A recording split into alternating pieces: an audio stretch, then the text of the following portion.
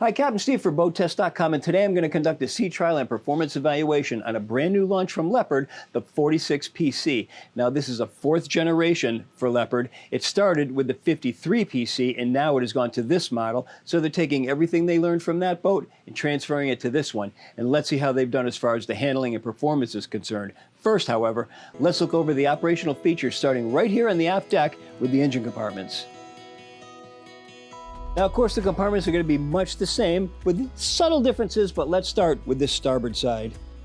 Notice heavy soundproofing on the underside of the hatch, 2 support struts, and gasketing all the way around. There's a channel going all the way around the perimeter of the hatch, and then a drain leading overboard, not into the bilge. Engine option starts with 250 horsepower as standard. You can go to 320 or this 8LV 370 horsepower Yanmar. There's room around the engine to get easy access all the way around it for working on it. There are 2 batteries here. Both are engine start batteries, so that's interesting that they're both over here. Let's see what's over on the other side when we get there.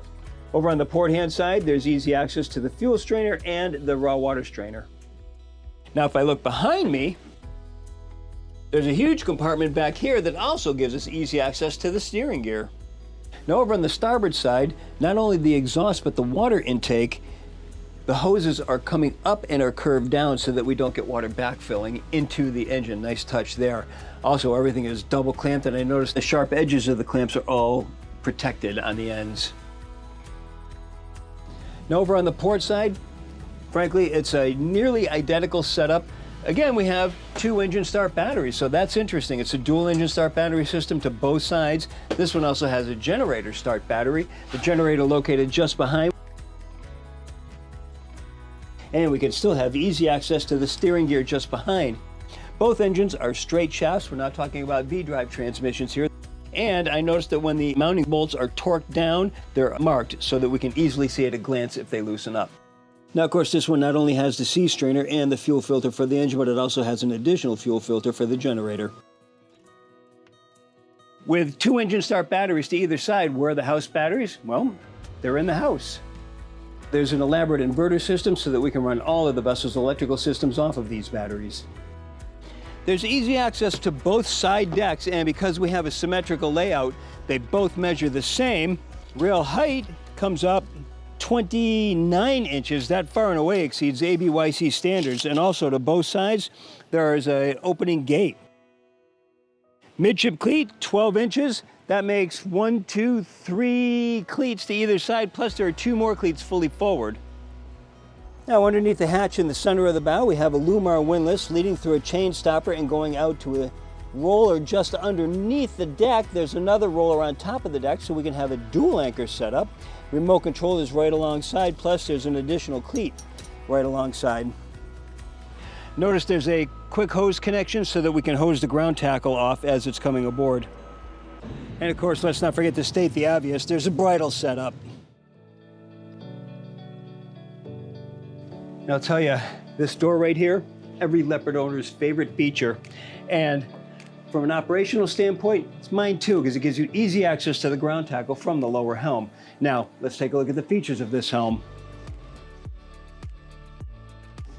2 12-inch displays. They're multi-function displays, so in addition to showing all of our chart and radar functionality, navigation functions, we can also have all of our switching and controls for all of our equipment on this boat, as well as our interior and exterior lighting.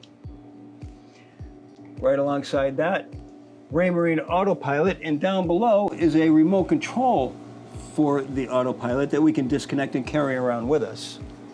There's a Fusion stereo on the left side of the console. Engine controls over to the right-hand side, along with a large Raymarine VHF. Just above that, the engine start-stops well out of the knee strike zone. Thank you very much for that. I always see them down here somewhere where they seem to be out of the way, but they never are. Great spot for that. And then beverage holders just behind. Want to use that for a phone holder? Go for it. There's a USB charge port right alongside. Now, the steering wheel is mounted to a tilt base. The seat at 30 inches, not really double wide, but let's call it 1.5 feet width, and it's in a fixed position. I'd like to be able to come up with a seat that has maybe a flip-up bolster, something along those lines. At the companionway to the starboard accommodations is the ship's power panel. generator controls, the inverter controls, and air conditioning controls. Now in the Flybridge helm, two 16-inch displays, Fusion stereo remote, electrical switches, charge ports. Again, the steering wheel mounted to a tilt base, VHF down below, the Yanmar display, autopilot, thruster control, and the digital engine controls over to the right-hand side. When I mentioned the bow thruster control up here, that made me think, hey, wait a minute, where was the thruster control when I was down below? So I went down and looked for it. There isn't one down below. There's only a bow thruster control up here at the Flybridge. That's an interesting feature. I don't know why they did that, but I'd like to see it down below as well. Let's go see what kind of numbers we can get out of this. Not an ideal day for getting performance numbers because we've got 15 to 20 mile an hour wind, so it's probably going to be pretty choppy out today. But if we don't get top speed numbers, we'll at least be able to get handling conditions to comment on, so we'll see how that goes. The Leopard 46 PC has a length overall of 46 feet 4 inches, a beam of 24 feet 1 inch, and a draft of 3 feet 1 inch. With an empty weight of 36,945 pounds, half fuel, full water, and 3 people on board, we had an estimated test weight of 40,497 pounds. With twin 370 horsepower Yanmar 8L V370s run up to 3,700 RPM, our speed topped out at 22 knots. Best cruise came in at 3,000 RPM at 16.8 knots. At that speed, the 22.5 gallon per hour fuel burn translated into 0.7 nautical miles per gallon and a range of 329 nautical miles. If distance is the goal, then drop it down to 1750 RPM and 8.8 knots. There, the range opens up to 736.2 nautical miles. Even better, try 1500 RPM and 7.7 knots. That brings a range of 967.7 nautical miles. That means an extra 231 nautical miles by slowing down only 1 knot, all while still holding back a 10% reserve of the boat's 489-gallon total fuel capacity.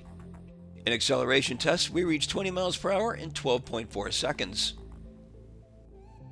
I found this to be a fun boat to drive. We did have not ideal conditions, but A, even though it was bad, we got it up to top speed, so we got some good numbers out of it. And B, I got some good ideas on how she handles, and I was impressed.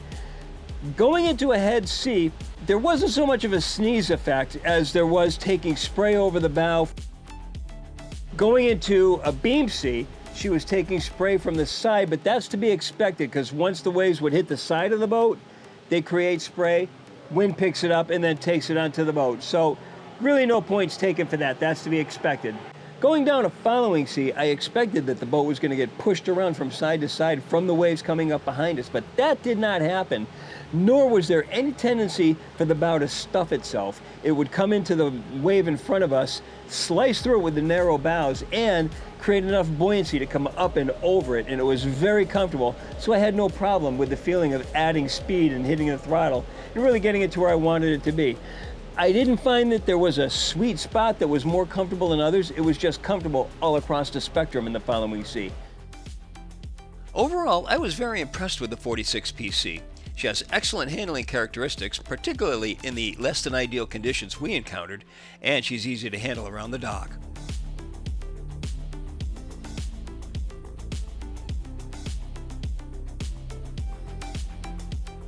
And that's my sea trial and performance evaluation of the all-new 46 PC from Leopard. For BoatTest.com, I'm Captain Steve. We'll see you on the water.